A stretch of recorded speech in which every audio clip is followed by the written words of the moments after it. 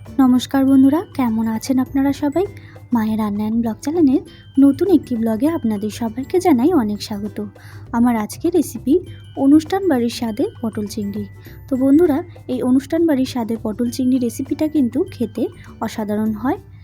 আপনারা বাড়িতে অনেকেই এই রেসিপিটা করে থাকেন। আমি কিভাবে খুব কম উপকরণে এই অনুষ্ঠান বাড়ির স্বাদে পটল চিংড়িটা করে থাকি, সেটাই আজকে আপনাদের সাথে শেয়ার করব। চলুন দেখে নেওয়া যাক রেসিপিটা। তার আগে আমার চ্যানেল এখনও সাবস্ক্রাইব করা না থাকলে অবশ্যই সাবস্ক্রাইব করে পাশে থাকা বেল আইকনটা ক্লিক করে রাখবেন। প্রথমেই পটল চিংড়ি বানানোর জন্য আমি এখানে পটলটাকে ডুমো ডুমো করে কেটে পরিষ্কার করে নিয়েছি। তারপরে নিয়ে নিয়েছি ডুমো ডুমো করে কেটে রাখা আলুটাকেও আমি ধুয়ে পরিষ্কার করে নিয়েছি। তারপরে নিয়েছি একটু ছোট সাইজের চিংড়ি মাছটাকে নুন এবং হলুদ মাখিয়ে রেখেছি। এরপর গ্যাসে একটি কড়াই বসিয়ে তার মধ্যে সর্ষের তেল দিয়ে তেলটাকে একটু গরম হতে দেব। তো দেখুন বন্ধুরা, তেলটা কিন্তু আমার খুব ভালো করে গরম হয়ে গেছে। এরপরে আমি দিয়ে দিলাম পরিমাণ মতো নুন দিয়ে আমি ডুমো ডুমো করে কেটে রাখা আলুগুলো দিয়ে দিচ্ছি। কেটে রাখা আলুগুলো দিয়ে আমি ভালো করে একটু আলুগুলো ভেজে নেব। তো দেখুন বন্ধুরা, আলুগুলো কিন্তু আমার খুব ভালো করে লাল লাল করে ভাজা হয়ে গেছে। আমি কিন্তু এখানে কোনো হলুদ ইউজ করিনি। হলুদ ইউজ করলে তেলটা কিন্তু প্রথম থেকেই পুড়ে যায়। তো দেখুন ভাজা হয়ে গেছে আলুগুলো। এবার আমি আলুগুলো একে একে তুলে নিচ্ছি। তারপরে ওই তেলের মধ্যেই আমি ডুমো ডুমো করে কেটে রাখা পটলগুলো দিয়ে দিচ্ছি। পটলগুলো দিয়ে আমি পটলগুলো ভালো করে একটু ভেজে নেব।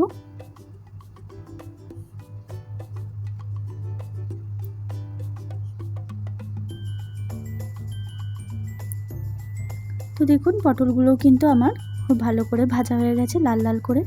এবার পটলগুলো আমি তেল ছেঁকে তুলে রাখছি। তারপরে ওই তেলের মধ্যেই আবারও আমি দিয়ে দিচ্ছি নুন হলুদ মাখিয়ে রাখা চিংড়ি মাছটাকে দিয়ে আমি একটু হালকা করে ভেজে নেব। চিংড়ি মাছ বেশি ভাজলে শক্ত হয়ে যায়, হালকা করে ভেজে তুলে রাখছি। এইবার ওই তেলের মধ্যেই আমি আরেকটু সর্ষের তেল অ্যাড করে দিচ্ছি। তেলটা গরম করে দেব। ওদিকে তেলটা গরম হতে হতে আমি এখানে একটা মশলা তৈরি করে নেব। মিক্সিং জারের মধ্যে দিয়ে দিচ্ছি কাজু বাদাম, চারমগজ ও টক দই। এটাকে একটা মিহি পেস্ট তৈরি করে নেব। তো দেখুন বন্ধুরা, তেলটা কিন্তু আমার এখানে গরম হয়ে গেছে। এরপর আমি তেলের মধ্যে দিয়ে দিলাম ফোড়নের জন্য তেজপাতা, দারচিনি এবং এলাচ। দিয়ে দিচ্ছি সামান্য পরিমাণ নুন। এইবার দিয়ে দিলাম কুচনো পেঁয়াজ। আমি এখানে দুটো পেঁয়াজ কুচি ইউজ করেছি। তো পেঁয়াজটাকে আমি ভালো করে ভেজে নিচ্ছি লাল লাল করে। তো দেখুন বন্ধুরা, পেঁয়াজটা কিন্তু আমার বেশ ভালো লাল লাল করে ভাজা হয়ে গেছে।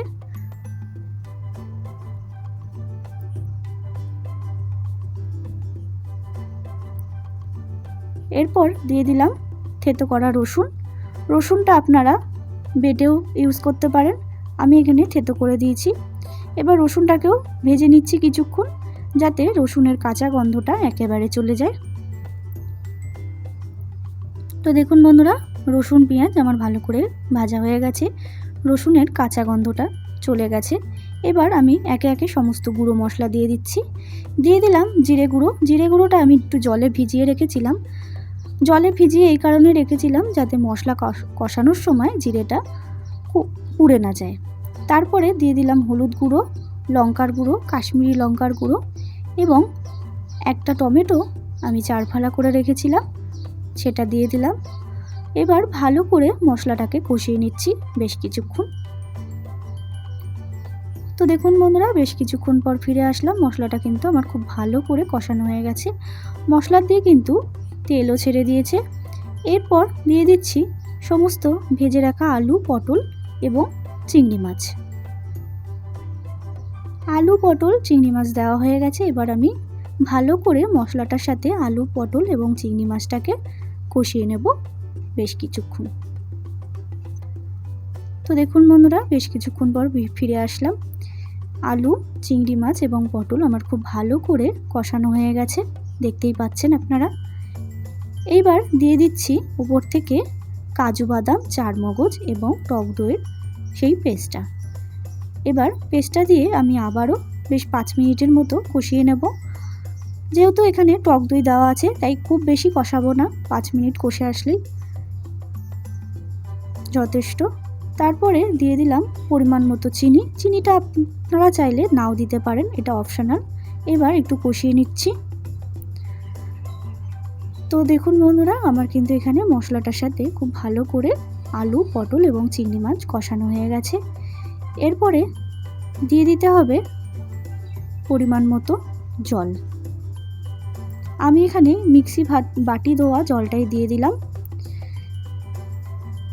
এবার ভালো করে আমি ঝোলটাকে ফুটিয়ে নেব, ওই ধরুন 10 মিনিটের মতো।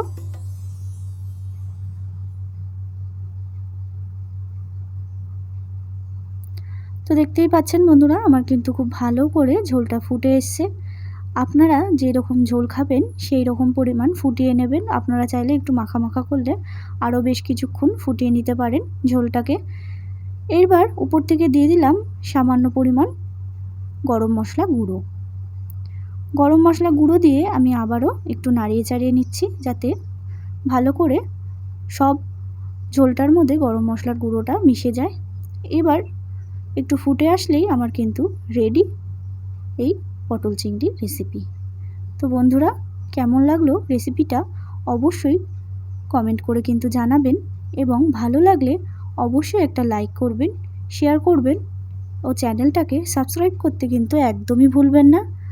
দেখা হবে নতুন একটি রেসিপির সাথে, নতুন একটি ব্লগে। ততক্ষণের জন্য ভালো থাকবেন, সুস্থ থাকবেন এবং নিজের শরীরের খেয়াল রাখবেন।